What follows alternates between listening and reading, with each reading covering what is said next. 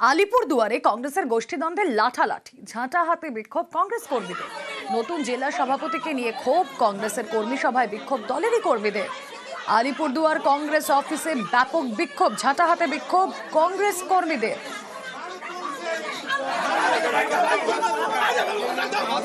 কংগ্রেসের গোষ্ঠীদ্বন্দ্বে ঝাঁটা হাতে বিক্ষোভ, অন্যদিকে লাঠালাঠি।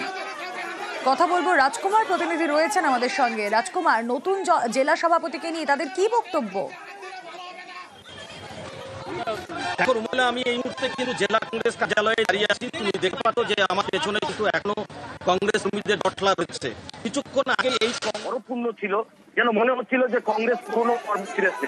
দুই গোষ্ঠীর লড়াই কংগ্রেসে কিন্তু নতুন কিছু নয়, কিন্তু এত মানুষ জেলার বিভিন্ন প্রান্ত থেকে একেবারে জেলা কংগ্রেস কার্যালয়ে আজকে ভরে গেছিল।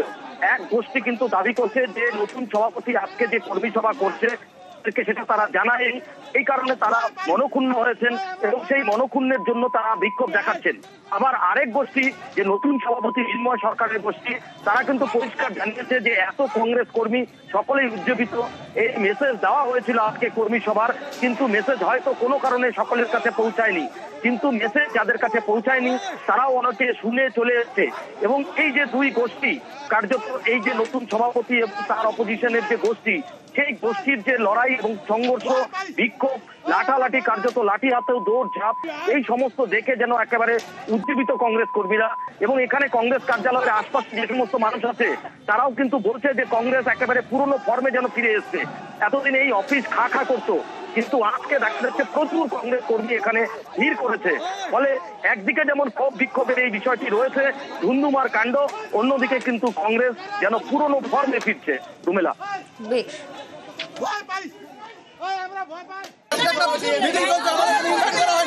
পিকনিক চলছে, আমরা অন্বেষণে বলছি ওখান থেকে 3 দিন থেকে আলিপুরদুয়ার হাসপাতাল নিয়ে এখানে পিকনিক চলছে। সংগঠনের সভা করছেন, ওনাকে তো এতদিন দেখিনি কেন?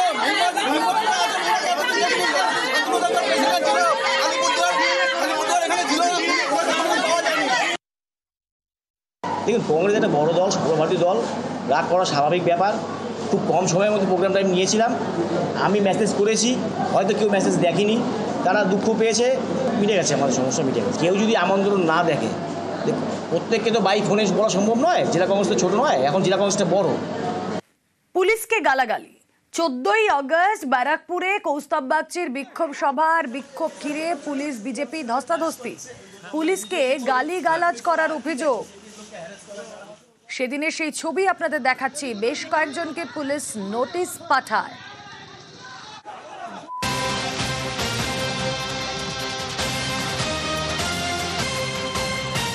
আর তারপরে গ্রেফতার বিজেপির কনভেনর বিশাল জয়সওয়াল। পুলিশকে গালাগালি দিয়ে গ্রেফতার বিজেপি নেতা। 14ই আগস্ট ব্যারাকপুরে কৌস্তব বাগচির বিক্ষোভ সভা। কথা বলবো, প্রতিনিধি অরুণ রয়েছেন সঙ্গে। অরুণ, হ্যাঁ দেখো, ব্যারাকপুর পৌরসভার রাস্তা খারাপ, সেই দাবিতে কিন্তু বিজেপি কর্মী সমর্থকরা ব্যারাকপুর স্টেট ব্যাংকের সামনে বিক্ষোভ দেখাচ্ছিল। সে সময় দীর্ঘক্ষণ রাস্তা অবরোধ করে রাখে তারা। ফলে জ্যামজটের সৃষ্টি হয়। পুলিশ তাদের উঠতে বললে তারা সেখান থেকে সরতে চায়নি। এরপর কিন্তু পুলিশ তাকে জোর করে সরাতে গেলে তাদের সঙ্গে ধস্তাধস্তি শুরু হয় এবং কৌস্তব বাগচিতে পুলিশ ট্রান্সমিটারদের সরিয়ে যাচ্ছে। এরপরে কিন্তু বিজেপি কর্মীসেবকরা পুলিশকে উদ্দেশ্য করে অকথ্য ভাষায় গালাগালাজ করে বলে অভিযোগ। এরপর ঘটনাস্থল থেকে পুলিশ কৌস্তব বাগচিকে সরিয়ে দেওয়া হলো। সে সময় জমায়েত উঠে যায়, কিন্তু তারপর কর্মী সমর্থকদের বাড়িতে কিন্তু পুলিশ নোটিশ পাঠায় এবং বিশাল জয়সওয়াল নামে কিন্তু একজনকে গ্রেফতার করেছে, তাকে ব্যারাকপুর আদালতে তোলা হয়েছে। এই ঘটনায় বিজেপি সৃষ্টি হয়েছে। তারা বলছে উদ্দেশ্য প্রণোদিতভাবে বিজেপিকে ব্যালেন্স করার জন্য কিন্তু এই ধরনের ঘটনা ঘটাচ্ছে। বেশ।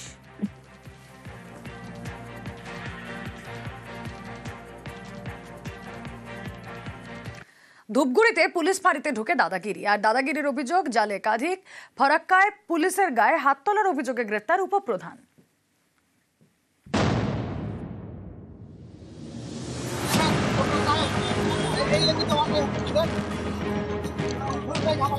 পুলিশের গায়ে হাত, এই অভিযোগে গ্রেফতার পঞ্চায়েতের উপপ্রধান।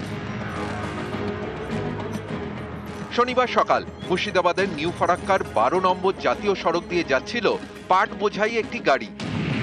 জাতীয় সড়ক দিয়ে যাওয়ার অনুমতি নেই বলে গাড়ি থামান কর্তব্যরত এএসআই। এরপরে গাড়ি চালক ফোন করেন পাট ব্যবসায়ী তারিকুল শেখকে। তৃণমূল পরিচালিত বেওয়া 1 নম্বর গ্রাম পঞ্চায়েতের উপপ্রধান তারিকুল। অভিযোগ, ঘটনাস্থলে পৌঁছে কর্তব্যরত এএসআই এর গায়ে হাত তোলেন তিনি। উনি এসে উল্টোপাল্টা এসেই আমার উপরে চড়াও হলো, আমার কাছ থেকে চাবি কেড়ে নিয়ে কলার ধরে এখানে কেটেও গেছে, একটু গালাগালি করেছে। এখন ওনাকে থানায় নিয়ে আসা হয়েছে। আমি এসে বললাম যে আমার ভ্যানটা কেন আটকানো হলো, মানে আমার ড্রাইভারকে গালিগুলোজ করি, তো আপনি এইভাবে গালিগুলোজ করতে পারেন না, এই কথাটাই বলেছি আমি। আর চাবিটা আমার গাড়ির কেড়ে নিয়ে, আমি চাবিটা চেয়েছি পুলিশ অফিসারের কাছে, চাবিটা আমাকে দিল না, আর আমি হাত তুলে নিও।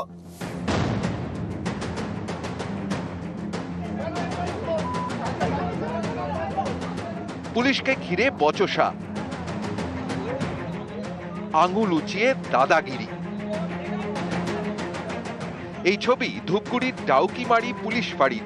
শুক্রবার রাতে জমি সংক্রান্ত বিবাদ নিয়ে কথা বলতে পুলিশ ফাঁড়িতে যান স্থানীয় কয়েকজন। এরপরই পুলিশের সঙ্গে বাকবিতণ্ডা, তারপরই দাদাগিরির অভিযোগ। জমি সংক্রান্ত নিয়ে কেচাল, থানায় খুবই উত্তেজিত, কাউকে মানতেছে না এখানকার ওসি, কনস্টেবল, থানা ভেঙে দিবে, অমুক দিবে, এটা নিয়ে খুবই একটা উত্তেজিত হয়েছিল। কি ওদের পারিবারিক জমি সংক্রান্ত ব্যাপার নিয়ে একটা খুবই উত্তেজিত হয়, সেটাকে আমিও বাধা দিলাম, ওদেরকে আপাতত ধুপগুড়ি থানায় নিয়ে যায়। কর্তব্যরত যে পুলিশ অফিসার আছে লস্করবাবু, ওনার কাছে জানতে চায় যে আমরা তো কিছু জানি না, ইনকোয়ারিও হলো না, এই নোটিশটা কেন আসলো। তাতে ওই যে পুলিশ অফিসার আছে, রাগারাগিতে পুলিশ অফিসার মানে ঘুষি উঠেছে। এবার ঘুষি ওঠার পর তাতে আবার ক্ষিপ্ত হয়ে গেছে আমাদের কাকুরা।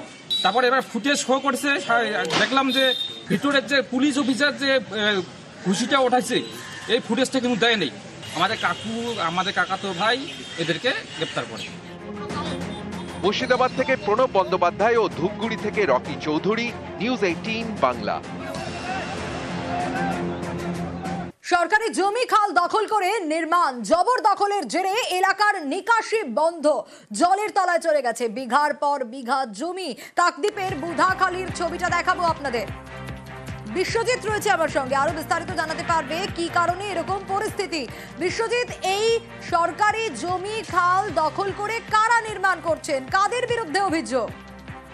হ্যাঁ দেখো, স্থানীয় কিছু অসাধু ব্যক্তি, একেবারে যারা স্থানীয় বাসিন্দারা আছে তারা সরাসরি সেই ব্যক্তিদের উপরে অভিযোগ তুলছেন, যারা একদম 117 নম্বরের পাশে যে ইয়াহুতি খাল, সেই খালের পাশে যারা থাকেন তারা কিন্তু একে অপরের একটু করে কিন্তু ওই যে খালের যে জায়গা, সেই খালের জায়গা কিন্তু দখল করে নিয়েছে, এবং শুধু দখল নয়, কংক্রিটের বাড়ি তৈরি করে ফেলেছে, এবং যার ফলে এই মুহূর্তে যে প্রচুর পরিমাণে যে বৃষ্টি হলো কদিন ধরে, সেই বৃষ্টির জল কিন্তু একেবারে কাকদ্বীপের যে 3টি পঞ্চায়েত, সেই পঞ্চায়েত এলাকা কিন্তু একেবারে প্লাবিত হয়ে রয়েছে। অর্থাৎ যে চাষের জমি, সেই চাষের জমি কিন্তু একেবারে জলের তলায় চলে গিয়েছে। স্থানীয় বাসিন্দারা তারা বারে এই অভিযোগ কিন্তু বারে তারা করেছেন। তারা যেটা বলছেন, একটা সময় ছিল যে এই খালটি 35 ফুট ছিল, কিন্তু এই মুহূর্তে খালটি মেরে কেটে 15 থেকে 20 ফুট আছে। অর্থাৎ এই মুহূর্তে জল একেবারে সেই খাল দিয়ে বেরোচ্ছে না। এই বিষয় খতিয়ে দেখছে প্রশাসন। ক্লোজ যখন হয় একটা স্লুইস গেট ওই আমাদের নিচে, তখন ছিল 35-40 ফুটের মতো। এখন সবাই বিল্ডিং তুলে এমন করেছে যেন জল নিকাশি বন্ধ হয়ে যাচ্ছে, আর চাষবাস এই তো চাষ করেছি সব ডুবে চোখা হয়ে গেছে, চাষ নষ্ট হতে বসছে, আগামী দিন আরও হয়ে যাবে। তাহলে আমরা 5টা-7টা মৌজার জল কিভাবে বেরোবে? তাহলে কি খাল দখল হয়ে যাচ্ছে? খাল পরকেবর সরকারি খাল দখল হয়ে যাচ্ছে। যে জায়গায় ঘরগুলো হচ্ছে, আমাদের বিভাগীয় ডিপার্টমেন্ট, আমাদের ইরিগেশন দপ্তর নিরুত্তর, মানে কোনো রকম কোনো অবজেকশন করলেও তার কোনো প্রতিবাদ হচ্ছে না, অবস্ট্রাকশন হচ্ছে, গায়ের জোরে কেউ ঘরদর করছে। এবার পঞ্চায়েতের কোনো পারমিশনও তাদের প্রয়োজনও হচ্ছে না। আমরা বাধা দিলেও আমাদের তোয়াক্কা হচ্ছে না, আমাদের মানছেও না। আমি নিজে একবার একটা স্পটে গিয়ে বাধা দিলাম, তাতে কেউ শুনছে না। বিভাগীয় দপ্তর নিশ্চিত সেটা উদ্যোগ নিলে আমরা নিশ্চয়ই সেই সহায়তা করবো। অসাধু কিছু মানুষজন আছে, তারা বিভিন্নভাবে, প্রশাসনেরও কিছু অসাধু প্রশাসনিক লোকজন রয়েছে, মদত দিচ্ছে, যে তারা এই সমস্ত কাজ করে বেড়াচ্ছে।